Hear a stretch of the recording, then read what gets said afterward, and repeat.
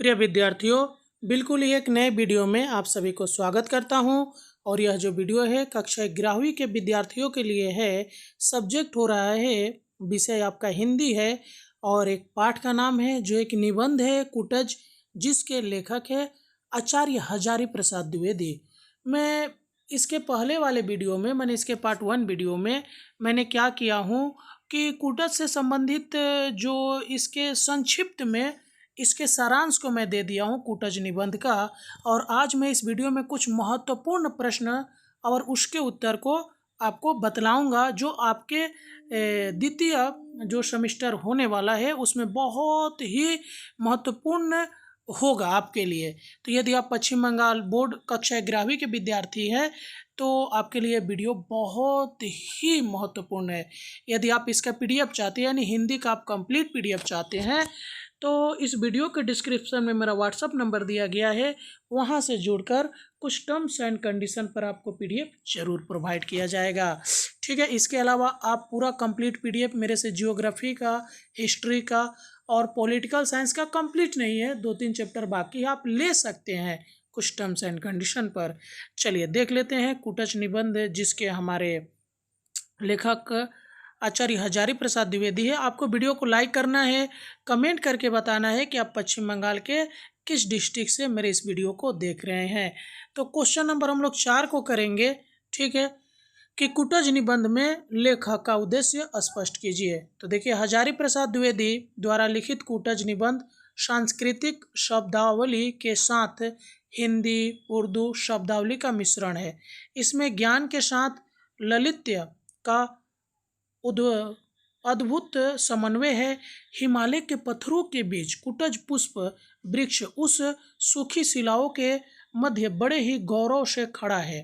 कुटज के माध्यम से लेखक हमें यह संदेश देना चाहता है कि यह पुष्प वृक्ष वीर, परोपकारी और योगी के सदृश है। हिमालय के सौंदर्य के बीच यह सौंदर्य विहीन पुष्प, जिसमें न तो फल है न तो विशेष सुंदर पुष्प ही है, किंतु उसके माध्यम से 3 संदेश लेखक देना चाहता है। नंबर 1, अपराजय जीवनी शक्ति है। अपराजय माने जो जीवन में कभी हार नहीं मानता है, हमेशा संघर्ष करके जीता है, वो हो गया अपराजय। वह अपने लिए नहीं बल्कि दूसरे के लिए जीता है, दुख सुख से परे है। जिसको सुख और दुख में सब एक समान रहता है, चाहे वो जितना भी दुखी हो जितना भी सुख हो। उसके बाद आत्मविश्वास पूर्वक निर्लिप्त रहकर शान के साथ आंधियों लू के थपेड़ों के बीच दृढ़ता पूर्वक खड़ा रहकर अपनी वीरता का परिचय देता है।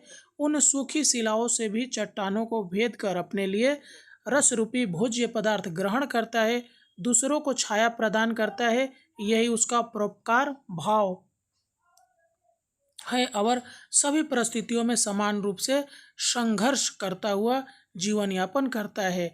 यही उसके योगी का स्वरूप है। इस प्रकृति चित्रण के माध्यम से लेखक मानव को शिक्षा ग्रहण करने का संदेश देता है। अगला प्रश्न देखिए, जो बहुत ही महत्वपूर्ण है कि कुटज निबंध का आज के संदर्भ में औचित्य निरूपित कीजिए। यानी कुटज निबंध आज के दौर में बहुत ही प्रासंगिक है। आज की स्थिति है, भीड़ है, कयामत की ओर हम अकेले हैं। अनेक प्रकार के विकास के साधन होने के बावजूद मनुष्य अकेला और कुंठित है। ऐसे में कुटज निबंध हमें सिखाता है, मन के हारे हार है, मन के जीते जीत। अर्थात हमें विपरीत परिस्थितियों में भी अपने जिजीविषा माने जीने की इच्छा नहीं छोड़नी चाहिए। Think positive and be optimistic का संदेश देता हुआ निबंध आज के संदर्भ में भी अत्यंत प्रासंगिक है। आगे, कुटज शीर्षक के निबंध की साहित्य समीक्षा कीजिए। ये भी बहुत ही महत्वपूर्ण प्रश्न है। तो कुटज शीर्षक निबंध की साहित्यिक समीक्षा निम्नलिखित शीर्षकों के अंतर्गत किया जा सकता है। 1 नंबर, एक व्यक्ति व्यंजक निबंध। कुटज हजारी प्रसाद द्विवेदी का एक व्यक्ति व्यंजक निबंध है। इसमें भारतीय संस्कृति के गहन अध्ययन की छाप और चिंतन की मौलिकता दिखाई देती है। व्यक्ति व्यंजक निबंधों में निबंधकार का क्षेत्र, विषय तक ही सीमित नहीं होता, वह विषय के माध्यम से उद्दीप्त भावों, विचारों एवं घटनाओं के अनुभवों पर अधिक महत्व देता हुआ चलता है। इसीलिए लेखक अपने निबंध का प्रारंभ पर्वतों की सुषमा से करता है। इसी संदर्भ में हिमालय उसके समक्ष साकार हो जाता है और उसके चरण प्रदेश में दूर दूर तक फैली हुई शिवालिक श्रेणियां भी स्पष्ट हो जाती है। इन श्रेणियों को लेखक शिव के जटा जूट के निचले हिस्से का प्रतीक मानता है। इसी पर्वतीय प्रदेश में कुछ सूखे हुए झाड़ झंखाड़ खड़े हैं, किंतु एक हरा नाटे कद का वृक्ष भी है। वह मस्तमौला की भांति आनंद से झूम रहा है। लेखक इस वृक्ष को पहचानता है, किंतु उसे इसका नाम याद नहीं। उसके नाम के प्रसंग में लेखक नाम, रूप तथा पद और पदार्थ का विश्लेषण भी उपस्थित करता है, किंतु एकाएक उसे इसका नाम याद आ जाता है और वह इसे कुटज के नाम से संबोधित करने लगता है। कुटज के प्रसंग से उसे कालिदास और उसकी कीर्ति मेघदूत का स्मरण हो जाता है, जिसमें यक्ष को कुटज पुष्पों से मेघ की अर्चना करते हुए चित्रित किया गया है। लेकिन द्विवेदी जी के विचार से कालिदास ने रामगिरी पर स्वयं कुटज पुष्प से मेघ की अर्चना की होगी और घटना को मेघ के पक्ष में चित्रित कर दिया है। शिवालिक पर्वत श्रेणियाँ तो शुष्क है, जहाँ की सभी वनस्पतियाँ सूख गई है। वहाँ पर यह हरा भरा पौधा संभवतः उन श्रेणियों के संतप्त दृश्य को सांत्वना देने के लिए ही उपस्थित है। शिवालिक श्रेणियों को सांत्वना देने के कारण ही द्विवेदी जी कुटज को गाढ़े के साथी के रूप में देखने लगते हैं। इसी प्रसंग में द्विवेदी जी को दुनिया की स्वार्थी प्रवृत्ति की स्मृति हो जाती है। वे रहीम के उदाहरण उपस्थित कर देते हैं। रहीम दरिया दिल आदमी थे, नेक थे, लेकिन एक राजा ने अपनी स्वार्थी प्रवृत्ति के कारण उन्हें निकाल दिया। यद्यपि इससे रहीम का मूल्य घटा नहीं, फिर भी वे लिख गए, वे रहीम अब बिरिछ कह, जिनकी छाह गंभीर, बागन बीच बीच देखियत, सेहुण कुटज करीर। आगे देखिए कि इस प्रकार रहीम की दृष्टि में कुटज अदना सा वृक्ष है, किंतु द्विवेदी जी इसे नहीं मानते। उनके विचार से भले ही कुटज की छाया सुखद न हो, किंतु उसके फूल। आगे देख लीजिए कि कुटज शब्द की उत्पत्ति, यानी निबंध के मध्य भाग में द्विवेदी जी कुटज शब्द की व्याख्या उपस्थित करते हैं। कुटज का अर्थ घर और घड़ा है। घड़े से उत्पन्न होने के कारण अगस्त्य मुनि को भी कुटज कहा जाता है, किंतु द्विवेदी जी इसे स्वीकार नहीं करते। उनकी दृष्टि में संस्कृत में कुटहारिका और कुटकारिका दो शब्द है, जिसका अर्थ है दासी। गलत ढंग की दासी को कुटनी कहा जाता है। कुटिया और कुठिर भी कुटहारिका या कुटकारिका से ही संबंधित प्रतीत होते हैं। इससे संभवतः है कि अगस्त्य का जन्म भी नारद की भांति किसी दासी से हुआ हो। घड़े से जन्मे की बात न तो अगस्त्य के विषय में ठीक उतरती है और न कुटज के विषय में ही। कुटज को जंगल में पाया जाता है, वहाँ गमला या घड़ा कहाँ होगा। ठीक है, आगे देखिए। इस संदर्भ में लेखक को विभिन्न भाषा शैलियों का स्मरण हो जाता है। वह सिल्वो-लेवी के कथन पर विचार करने लगता है, जिसमें कहा गया कि संस्कृत भाषा में फूलों, वृक्षों और खेती बागवानी के अधिकांश शब्द आग्नेय भाषा परिवार के हैं। इसी संदर्भ में लेखक यह भी स्पष्ट कर देता है कि पहले ऑस्ट्रेलिया और एशिया के महाद्वीप एक दूसरे से मिले थे, किंतु भयंकर प्राकृतिक विस्फोट के कारण वे अलग अलग हो गए। इसीलिए अधिक संभव है कि उन्हीं की भाषा का शब्द हो, क्योंकि ऑस्ट्रेलिया के सुदूर जंगलों की बस्तियों की भाषा एशिया में बसी हुई कुछ जातियों की भाषा से संबद्ध है। पंडितों के अनुसार भी उस भाषा के अनेक शब्द संस्कृत में आज भी विद्यमान है। कंबल, कंबू आदि उन्हीं से है। ठीक है, आगे देखिए कि कुटज का मानव जीवन के प्रति अनुकरणीय। कुटज के माध्यम से लेखक मनुष्यों को सावधान करता है कि जीवित रहने के लिए कुटज जैसी धीरता और वीरता चाहिए। कुटज वीरान स्थान में रहकर हजारों वर्ष से जीता चला आ रहा है। वह कठोर पहाड़ों को भेद कर, पाताल की छाती चीर कर अपना भोग संग्रह करता है।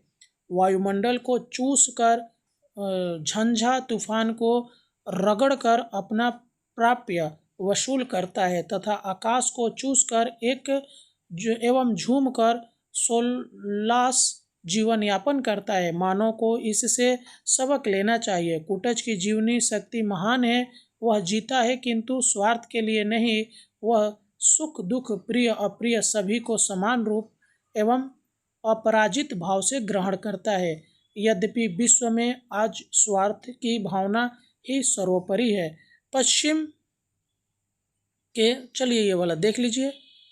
अगला इसका देख लेते हैं हम लोग क्या है कि हास्य व्यंग्य निबंध यद्यपि संचयित भाषा में लिखा गया है, तथापि यत्र तत्र हास्य व्यंग्य की अवतारणा करके एक ओर यदि इसे आकर्षक बनाया गया है तो दूसरी ओर प्रभावपूर्ण भी है।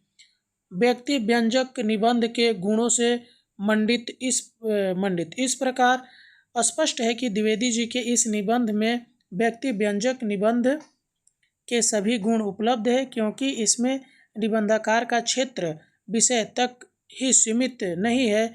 विषय के माध्यम से उद्दीप्त भावों, विचारों एवं घटनाओं के अनुभवों पर भी लेखक ने पर्याप्त प्रकाश डाला है। इसमें आदि से अंत तक लेखक का सीधा संबंध पाठकों से बना रहा।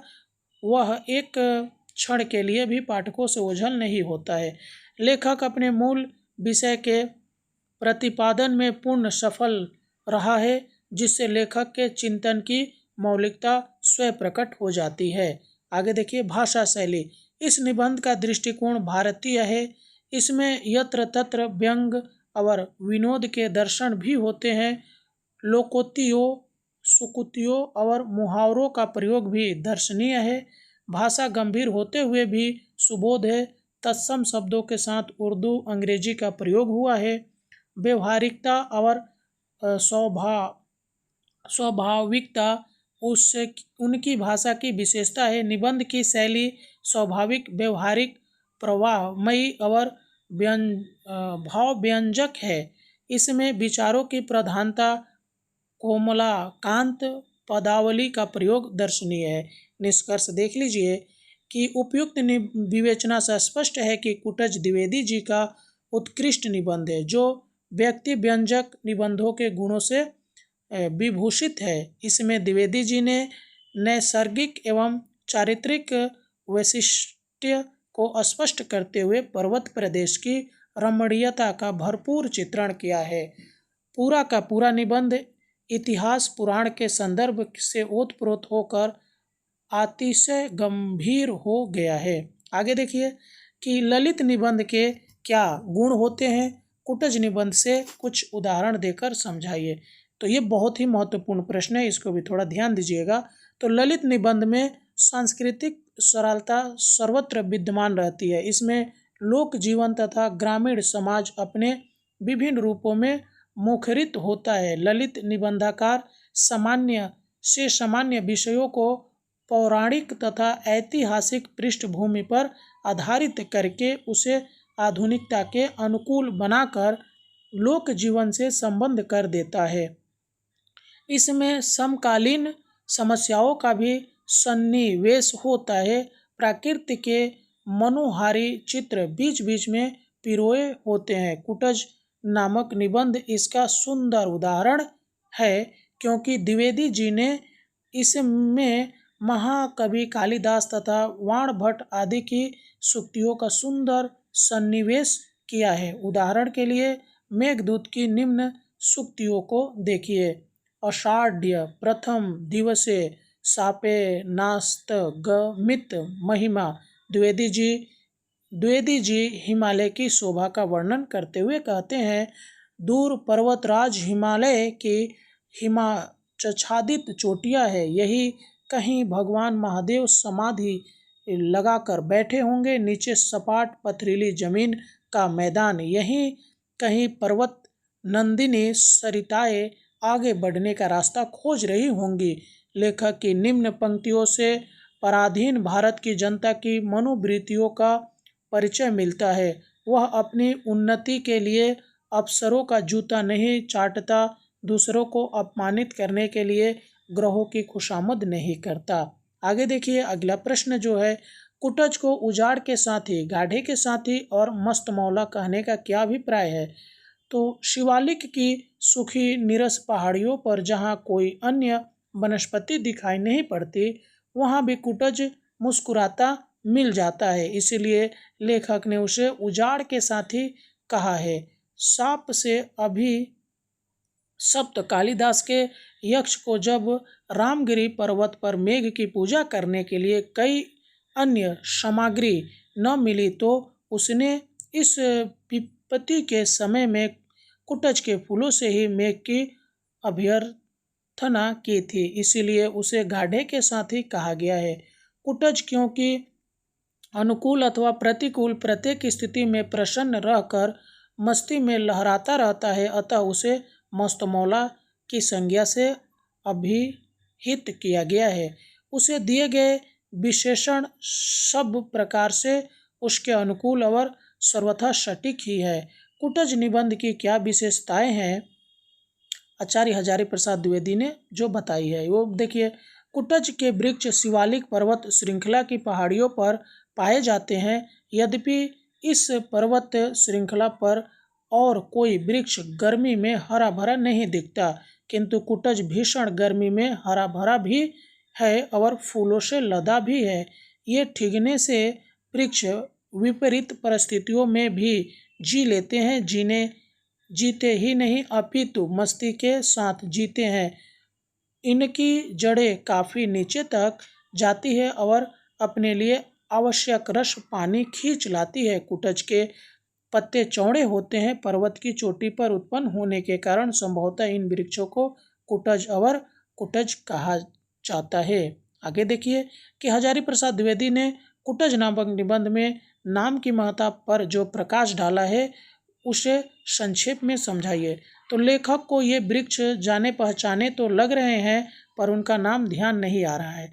रूप सामने होने पर जब तक नाम याद न आए तब तक पहचान अधूरी होती है। इसीलिए लेखक का मन इन वृक्षों का नाम जानने को व्याकुल है। इसका नया नाम नहीं रख सकते, क्योंकि ऐसा करने का अधिकार समाज ने किसी को नहीं दिया है।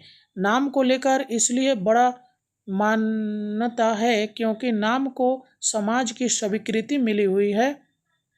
उसके बाद रूप व्यक्ति सत्य है, किंतु नाम समाज सत्य है। नाम पर समाज की मुहर लगी हुई है, उसे सोशल सेक्शन प्राप्त है। इसीलिए लेखक का मन इन वृक्षों के इतिहास समान द्वारा स्वीकृति नाम को जानने के लिए व्याकुल है। ठीक है, आगे देख लीजिए। ये 12 नंबर प्रश्न देख लीजिए कि कुटज के किन गुणों से मानव को प्रेरणा लेनी चाहिए।